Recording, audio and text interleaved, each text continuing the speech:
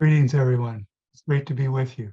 Thank you so much for joining us. Thank you for all that you do in the way of service.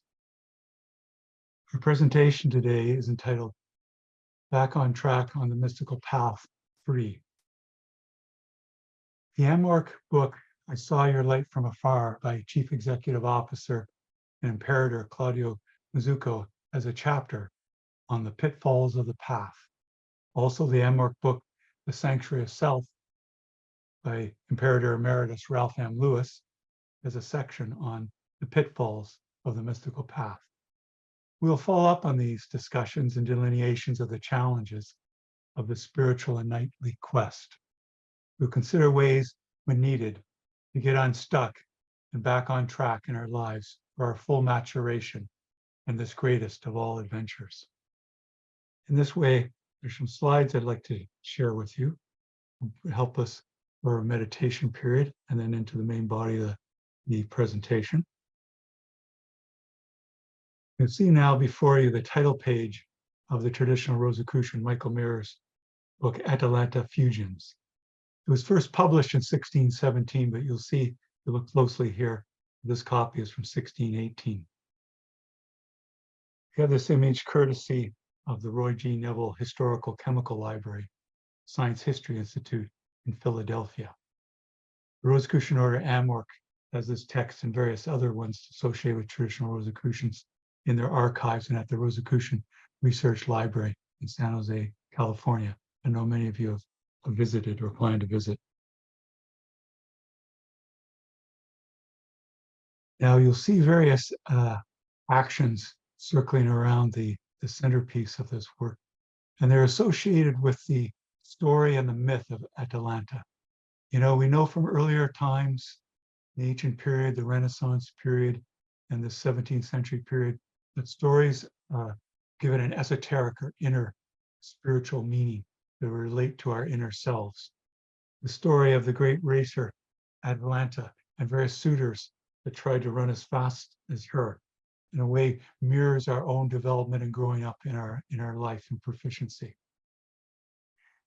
It's remarkable that Michael Mehr, the beloved figure in the Rosicrucian history of the 17th century, writing this around the time when the Rosicrucian manifestos were released to the world, re-announcing this esoteric work of the Rosicrucians and goes in infinity with it once again. I show you now 2 pages to do with the fugue 42, but also with the epigram and the emblem. And it's a wonderful multimedia work of art that Mehr undertook. He uses the imagery, artistic expression, but also music, sound, and poetics altogether. You'll see on the left, I know many of you are well-versed in music and you can immediately recognize and get a sense of the sound and the multiple voices that would be seen that I'll play for you in shortly. You see German, but you also see Latin. At the top in the upper right, you'll see in the Latin. I know some of you are well versed, and I'll give a translation for the upper piece there for emblem 42. Using inclusive language. For those versed in chemistry, let nature, reason, experience, and reading be their guide. Staff, spectacles, and lamp. You see, this ties in very much with getting back on track on the mystical path. And by the mystical path, we mean coming into the full maturation and living. We mean being open to learn. We mean discovering all the natural and spiritual laws so we can apply them like a great worker or co-creator with the cosmic. All these things and more are done through the Rosicrucian lessons and are part of all great wisdom traditions. The epigram below that you're looking at, I'll translate. Let nature be your guide, and with your art, follow her closely. Without her, you'll err. Let reason be your staff. Experience lend, power be your sight, that you may see afar. Reading be your lamp, dispelling dark. that you may guard against throngs of things and words. So we see here a figure, you can think of it, and I would invite us to think of it as ourselves on the mystical path, the path of maturation. In a way, humanity lives in a state of deprivation, only partly realizing the full wonder and nature of what it is to be a human being, a microcosm, the macrocosm, as the Master Jacob Boehme said it, in a way, in an abridgment of the entirety of creation. And we see the figure, nature here or natura. It's important to understand in earlier times, nature had a far more expansive meaning than it generally does today, even though we've discovered tremendous vastness in the reaches of space that we'll enter into in a period of meditation. Nature also included the deepest phases of consciousness. In a way, modern physics through the quantum mechanics and study of consciousness is coming back to this viewpoint, but it's one that mystics and the Rosicrucians have always had.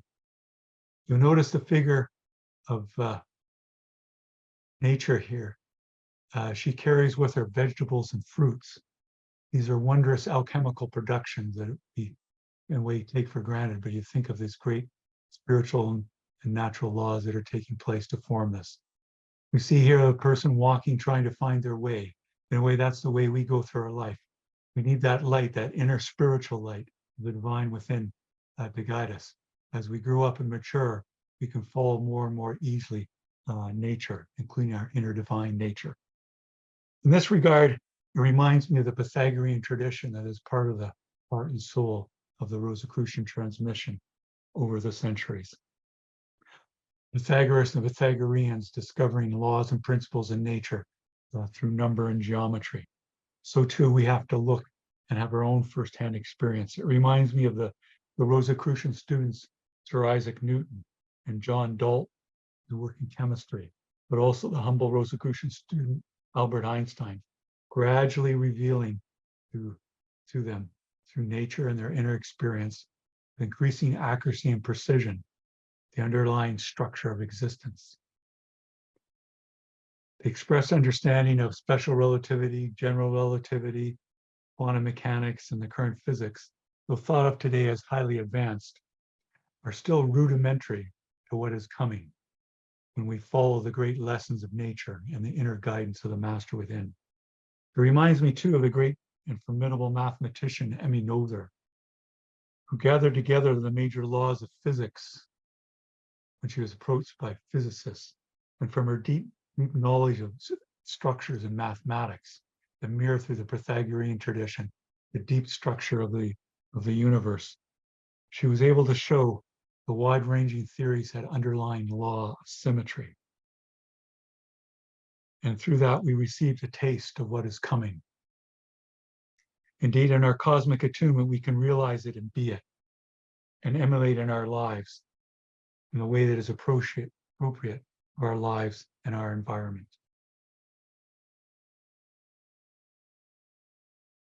I'll say too that this matter of the diagram here, which I'll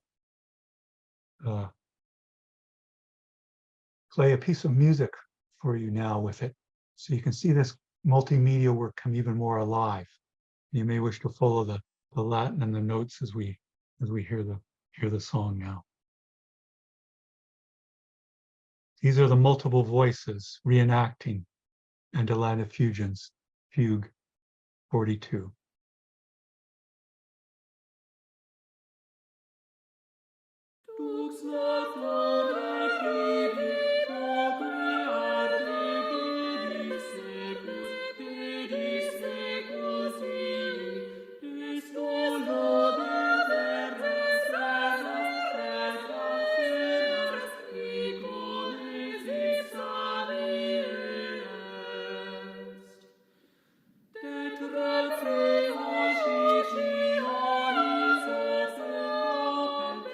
Experience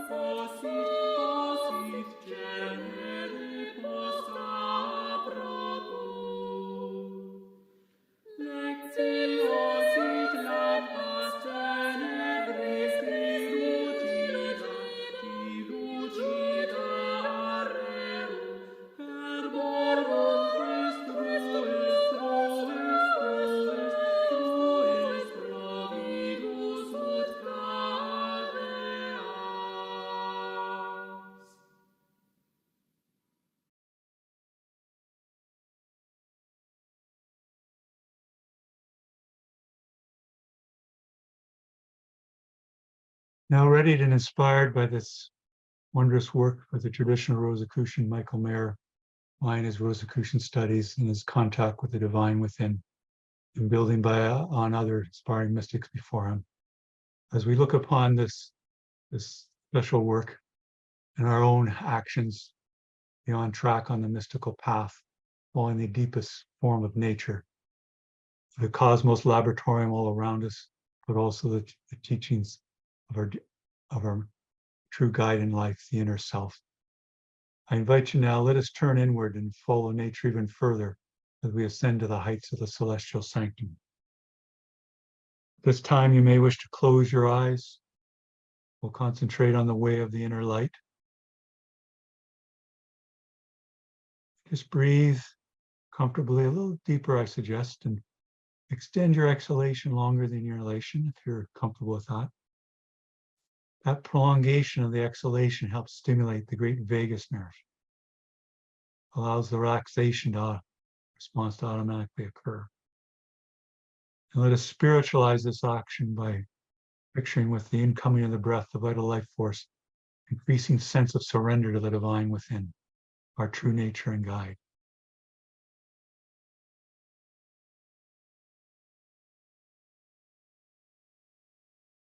Just like nature and the work, the emblem 42. Just take the time to enjoy this wondrous and beautiful and simple action of the breath.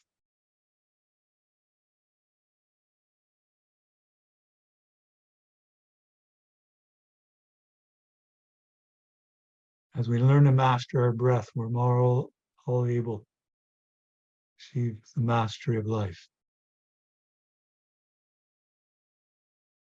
As more and more these things become a habit, ease in living increases. Much of what thought was impossible, idealistic, manifests and becomes realistic. This is the great growing up that we're called to, following nature. There's many wonderful things happen during meditation. Even this simple process of concentrating on the breath with our eyes closed.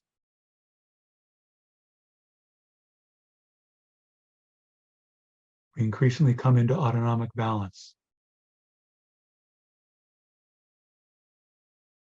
We move into gamma dominance.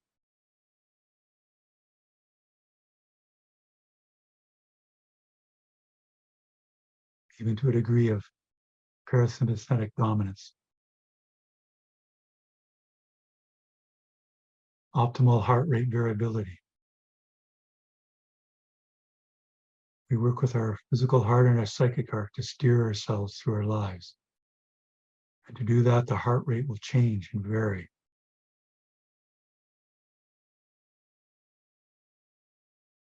That stimulates the sympathetic and parasympathetic nervous systems.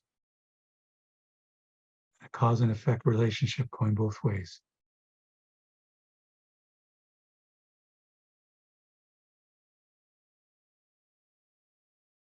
Gamma waves increase in the brain, increasing sense of well-being.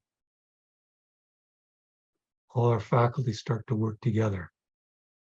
Our working memory improves. Our creativity is enhanced. Capacity to remain on task increase. When all these things work together, much that was thought impossible becomes possible.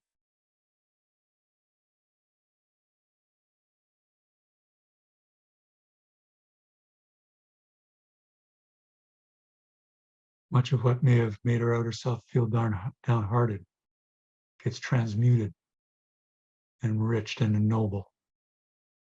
We embrace it for its life-giving lesson.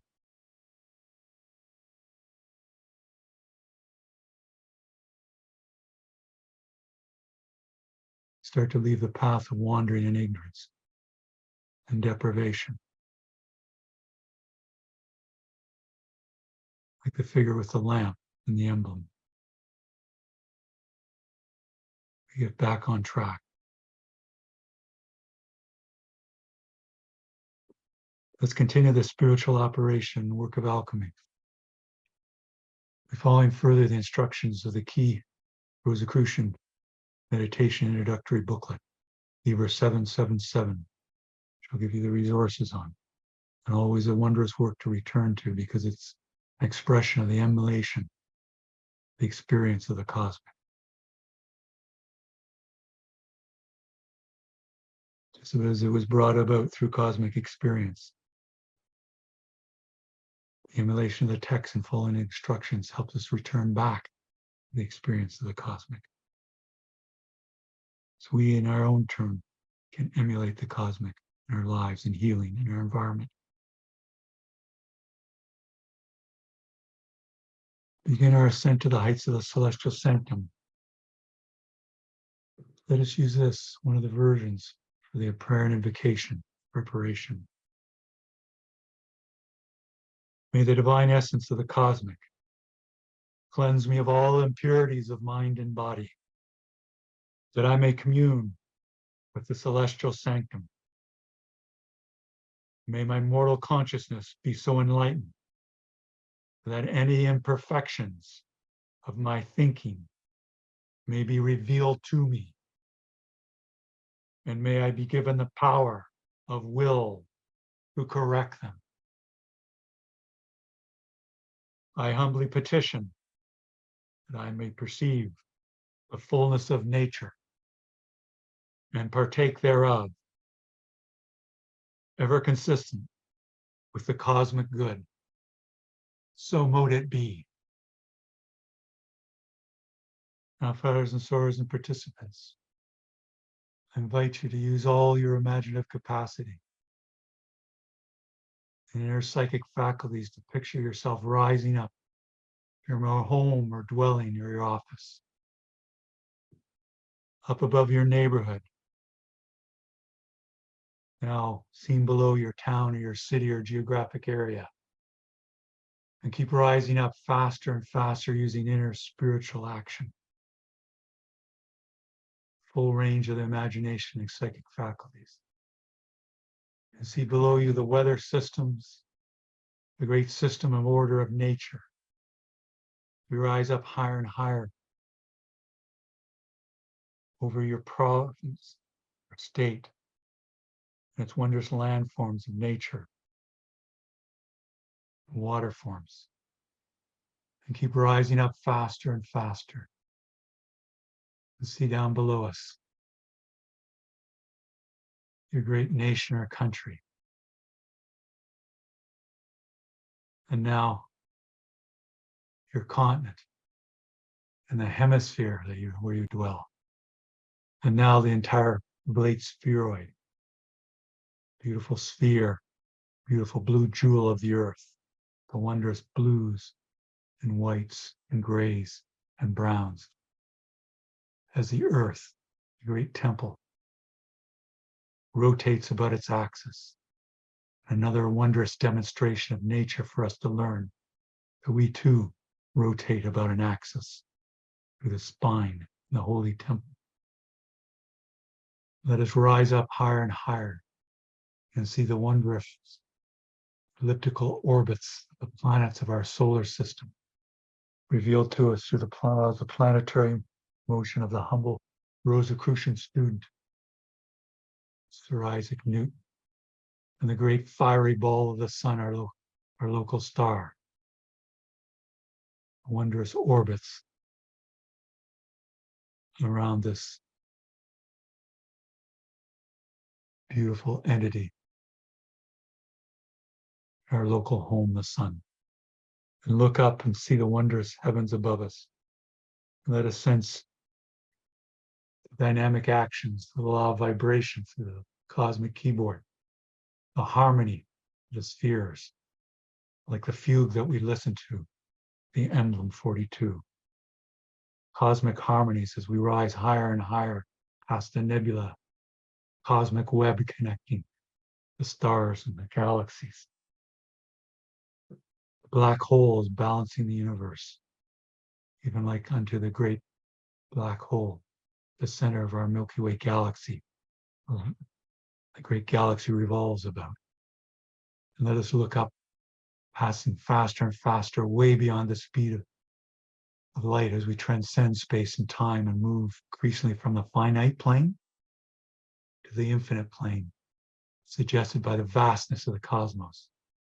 As we apply the law of correspondence, for as we rise and ascend higher and higher to the heights of the celestial sanctum, we go deeper and deeper within ourselves and see a oneness, this great ascent and descent, mirroring and matching each other through the law of unity.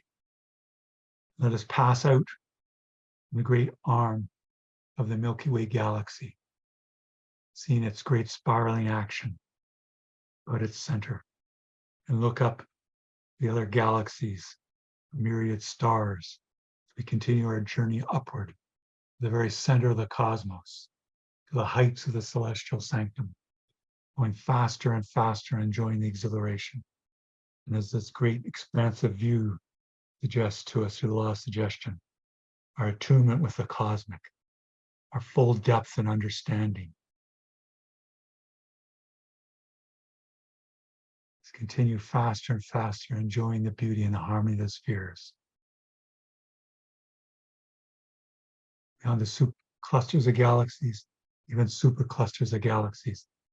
And sense now that the structure of the cosmos as a whole, how it's revolving about a great central cosmic axis spoken of by mystics, philosophers since ancient times through their love of wisdom.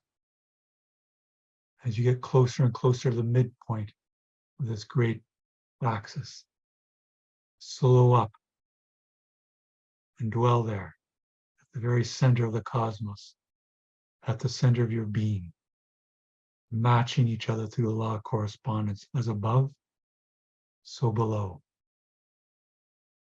And take some time now in silence to see this stupendous harmony and order. And this vastness suggests the inner vastness, the infinite playing within us and throughout us and around us.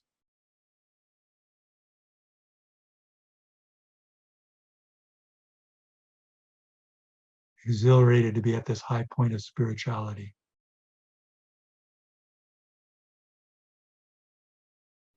Now, following the instructions of the booklet, Liber 777, let us fill in the sights and sounds, impressions, this personal sacred space. You may wish to choose temple back on earth or inspiring place in nature or the vast view all around you. Fill in impressions, both psychic and physical.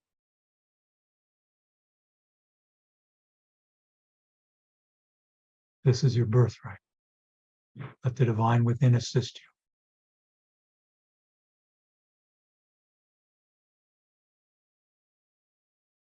Feel the presence of those with us on this conference call.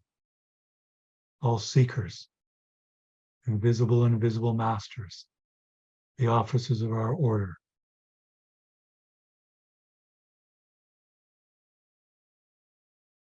And when you've filled in your visualization, release it and let us dwell in silence and peace profound together.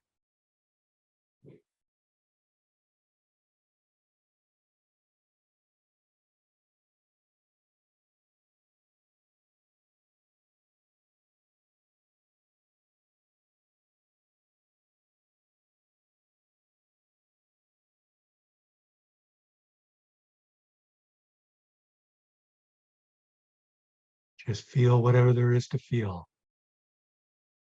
Feel all there is to feel.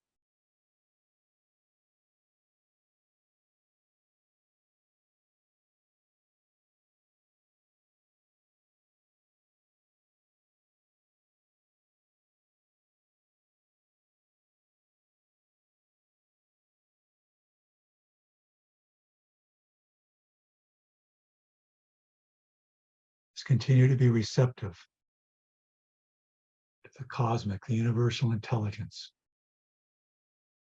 deep within us and all around us.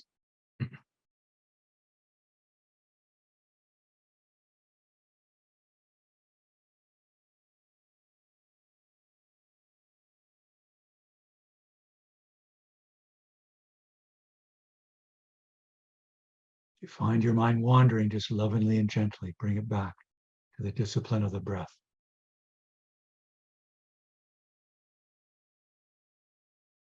At the heights of the celestial sanctum.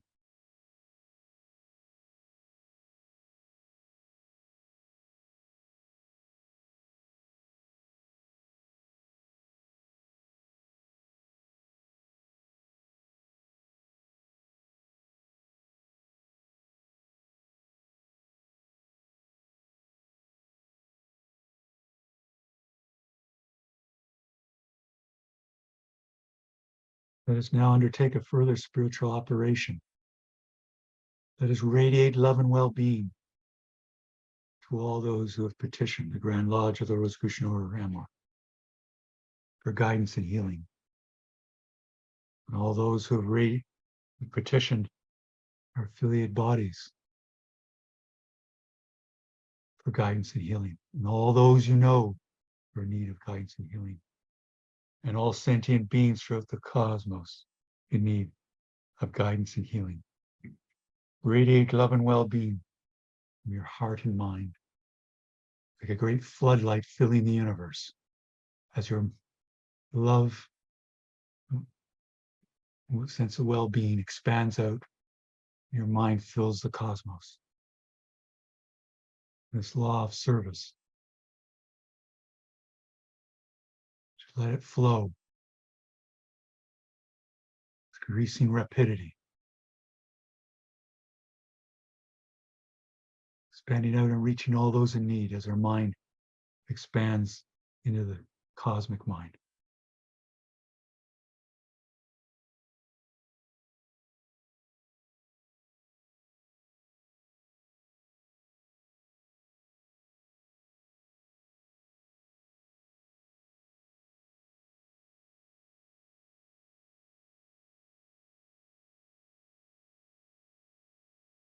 At a certain point, without any conscious effort, the radiations of love and well-being will continue and even speed up, and we know we're reaching those in need. When this is happening, just surrender and be receptive. Let the divine within increasingly declare itself.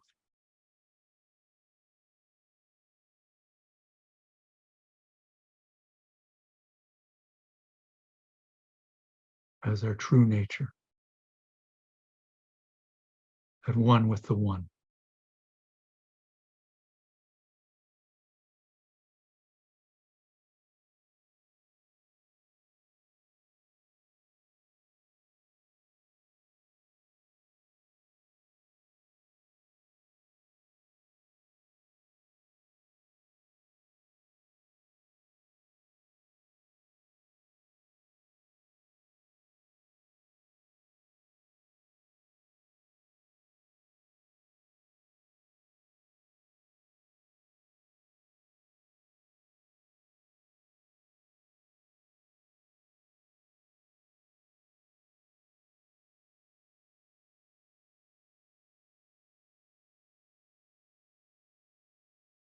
Soon we'll begin our descent from the heights of the celestial sanctum.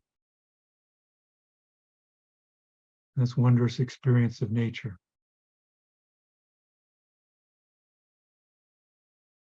We'll formally conclude our period of metaphysical aid by saying, if it pleases the cosmic, it is done, so mote it be. Now with a prayer of gratitude on our lips, for this opportunity to be of service, to fulfill our birthright, experience cosmic attunement, add the benefit to all those who have loved us well and have taught us well. Let us begin our descent from the heights of the celestial sanctum with great rapidity, past the myriad superclusters of galaxies, clusters of galaxies, nebulae, stellar phenomena, the great cosmic web interconnecting it all. Enjoying the exhilaration of the descent, taking with us the cosmic attunement now and always, the radiations of love and well-being as a way of life, a great giving back as we've been given to. and see in the distance now the great spiraling arms of our local home, the Milky Way galaxy. And let us plunge into it at great rapidity past the myriad stars and stellar phenomena and see the wonders of our local home, the solar system, fiery ball of the sun, the temple of the earth.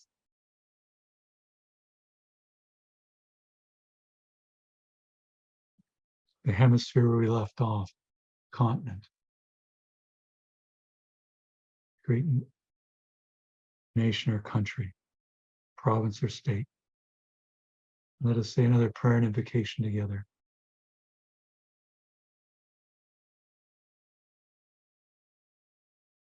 May God of my heart sanctify this attunement of self with the celestial sanctum.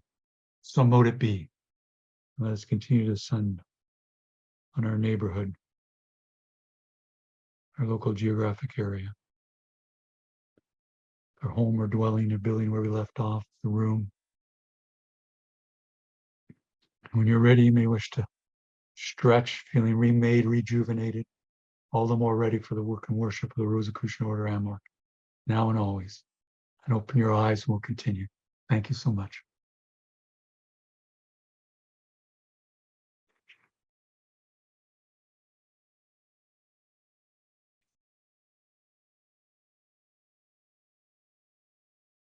So let us continue on our presentation. Back on track on the mystical path 3. In a way wonderfully illustrated to us in emblem 42 before us. Rosicrucians are very practical, so we had a period of meditation to experience firsthand what is being shown in the artwork before us, but also in a larger way on the stage of our lives. It's important, staying on the track of the mystical path, to see ourselves as a student, ever a student. Indeed, to be a good teacher, one must have been first a good student and remain eternally a student. You know, part of the great attraction of the Rosicrucian teachings is their universality. One of the great lessons we see in the emblem before us, applicable to whatever culture, upbringing, career, or circumstances we have. To be human is to be open and to be wounded. The openness is the key to the healing. That is the making whole. And being the student and one with nature.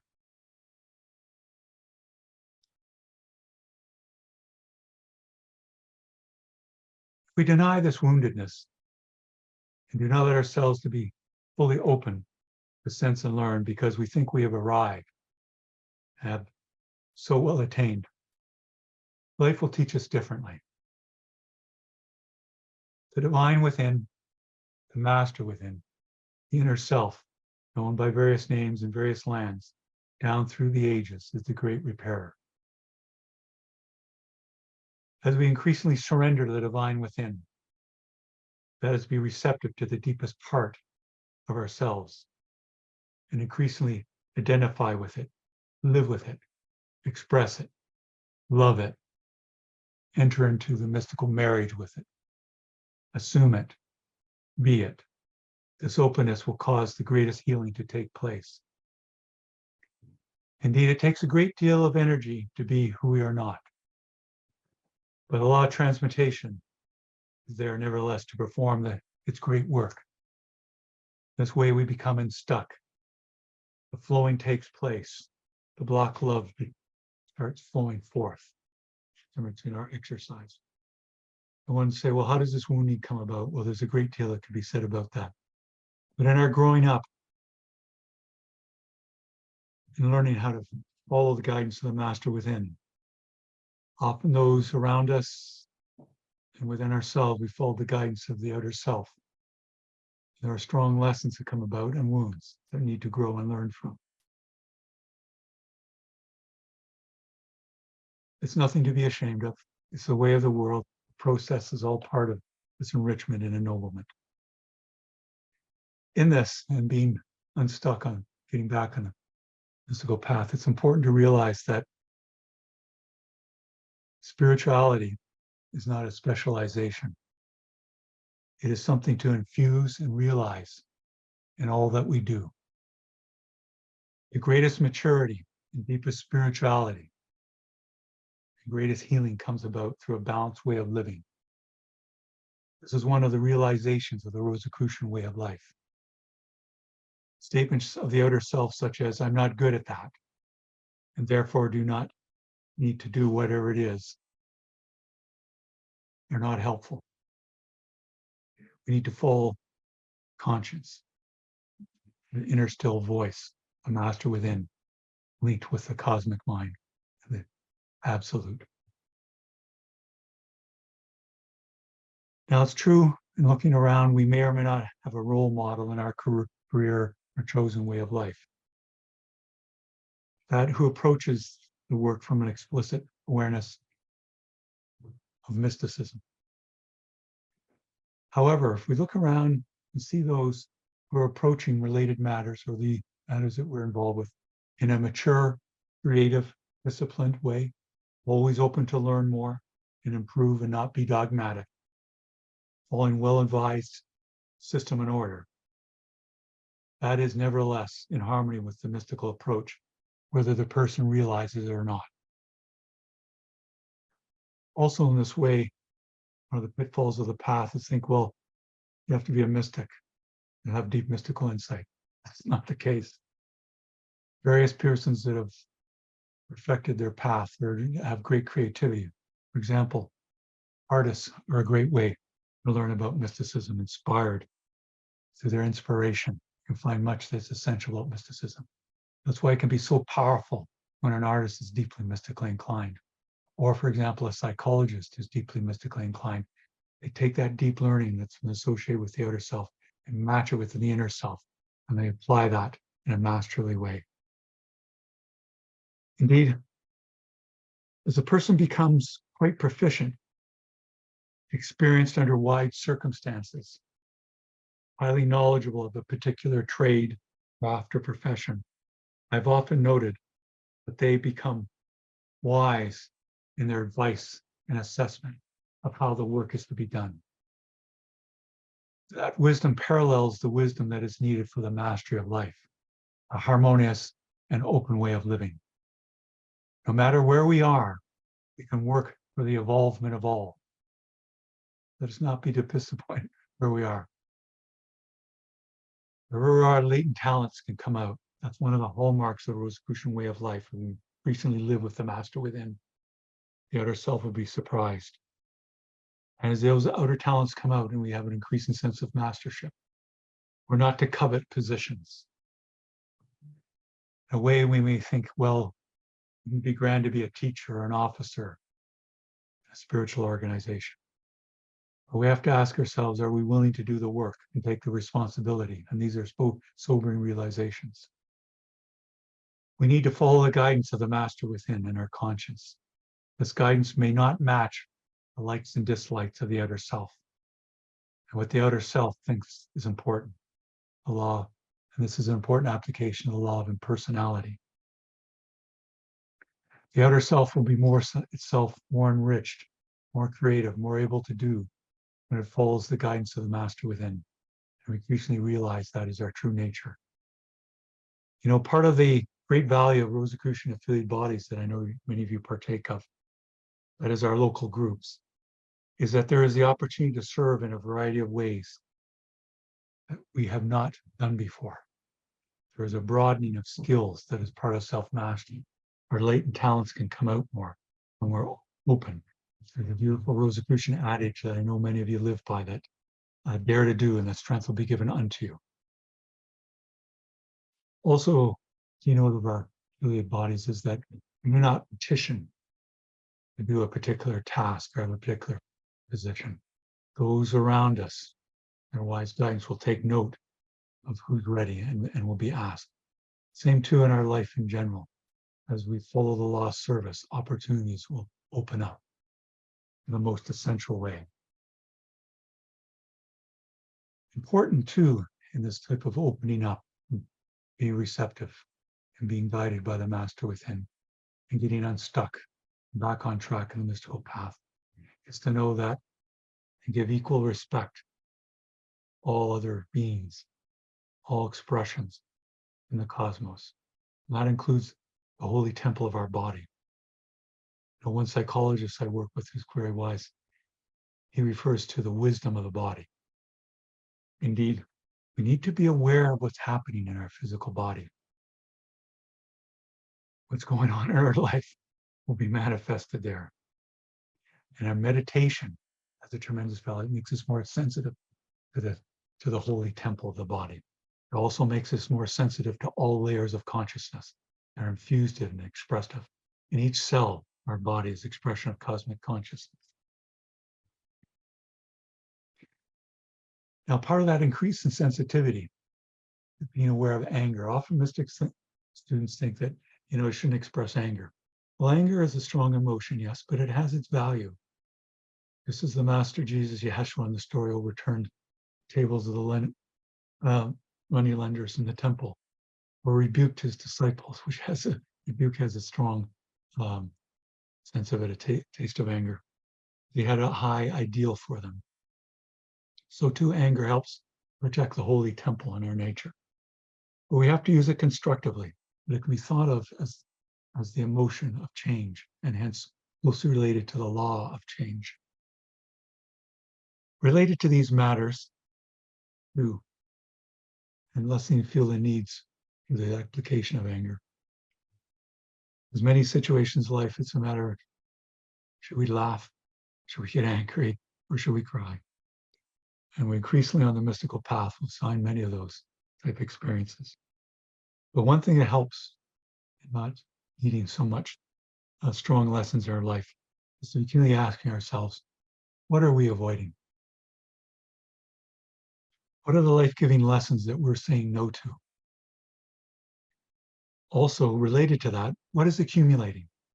What are there things that are gradually building up towards a crisis? Or are there things gradually building up, great illumination? What's gradually building up so we are becoming deeper and deeper in our understanding? Indeed, it's sobering to keep our view of ourselves of life and in our Rosicrucian studies as a child of the studies. Even if we have progressed considerably, we need to ensure that the matter does not come to our heads or go to our heads. Even if we're in leadership positions, we need to maintain a thoroughgoing humility, to always learn and never dismiss valuable insights and information. Yes, we'll be tested by our character, integrity, and worthiness. For the outer self, as we grow in our learning, the more we learn, the more we realize how much we do not know, even though we know more than before. This is the way of the outer self in the finite plane. However, as we attune with the cosmic, as we did in our meditation period, we are increasingly guided by and identify with the master within. Then all is known. This is a way of the infinite plane and what we're called to on the mystical path and staying on it. The work of self-mastery lies in balancing our contact with these two planes of realization. We can draw on both as needed in service and for the well-being ourselves and all. In this matter, the two planes are experienced as one continuum in mystical union.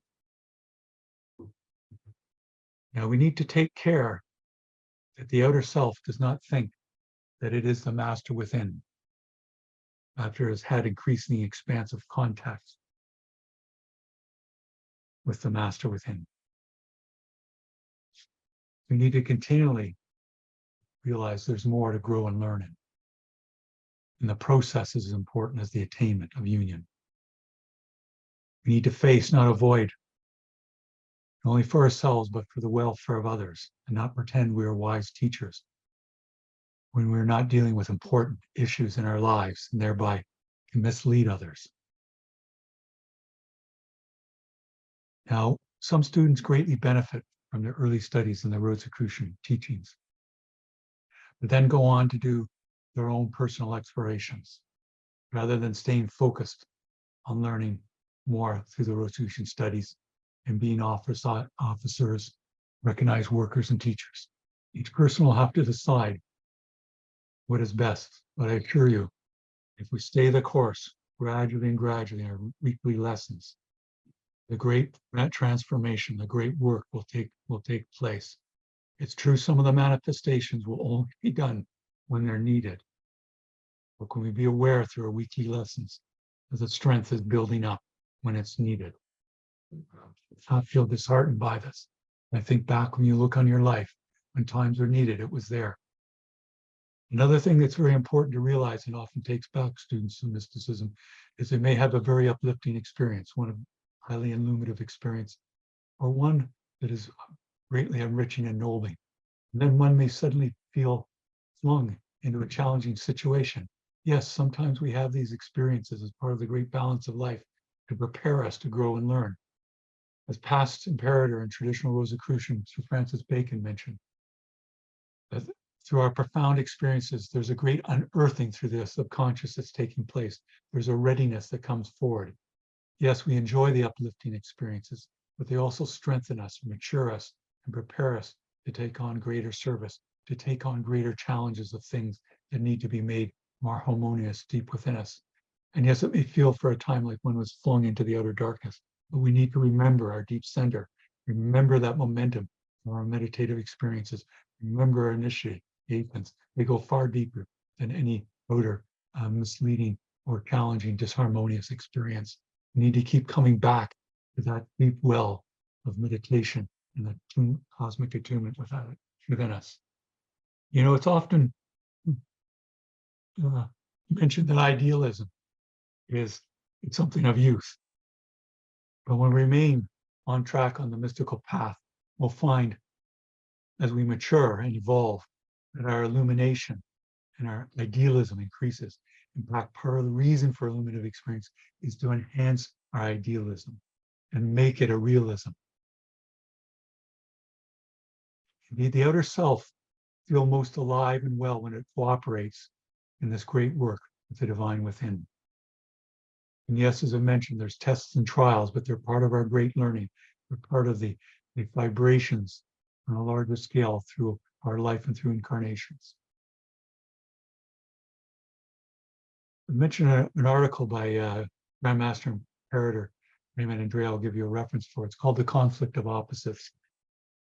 It's one thing not to be disheartened in our life that often feel like, well, that was very positive, and suddenly feel something negative. Oh, this little challenge is coming up, you know, on a daily basis, even minute by minute through our life. Deeper, we can accept that as the outer flow of nature. As we move more and more deeply into those touchstone experiences in life, keep coming back to them, those important uplifting lessons. Find that little ruffles on the surface don't affect us, or more, as one of our past Supreme Grand Lodge officers often emphasized, Arthur People, come into an imperturbability. Let us not be disheartened by often the feeling the war of the opposites within us. That's all part of the great work of knighthood. And we find back of it a deeper sense of well-being. As we resolve those conflicts, we move into a deeper and deeper sense of harmony and well-being. Keep in mind in this that we're always setting example, whether others are physically observing us or not, because thoughts are things radiating out from us. And as we think, so will we come in our life, only through visualization that we consciously do. And that the standard of our behavior is not what others are doing, even if they've been fortunate to set a high standard. Yes, that initially helps the outer self, but the guide is our conscience, giving the guidance of what the master within is conveying. In this matter, we can take increasing responsibility for evolution and how we're interacting with others. Important part of this is not to resist lessons, but to embrace them. When we're resisting lessons, that'll keep us off the track. We come back to embrace them. We're back on track on the mystical path. And the lessons can be at the larger societal level of the country and communities that we're in, but also on the personal level. One way to look for this is, where are we acting like a broken record? repeating the same inharmonious pattern. We're very fortunate to have the direct experience of mysticism will break through in truth of these matters and give us the strength and courage to change. This direct experience will transform us in our understanding. We'll see much more, but to apply the laws and principles that we were receiving weekly through Rosicrucian studies. And let us bear in mind that each person, each of us, has their own beautiful, unique way through life. Yet the underlying pattern is universal. Mysticism in this way is intensely practical, as I've mentioned. Through direct experience, no intermediaries, ultimately through no altar teachers or priests. We have to wade in and be in the driver's seat or pick up and play the violin or the cello.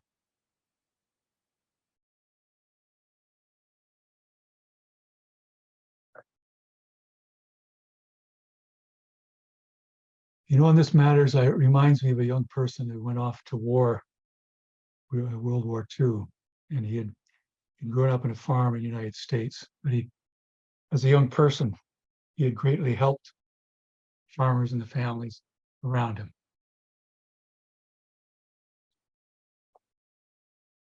And when he came back from World War II, he was getting off the train. There was a crowd of people there. And were all those people that he had helped,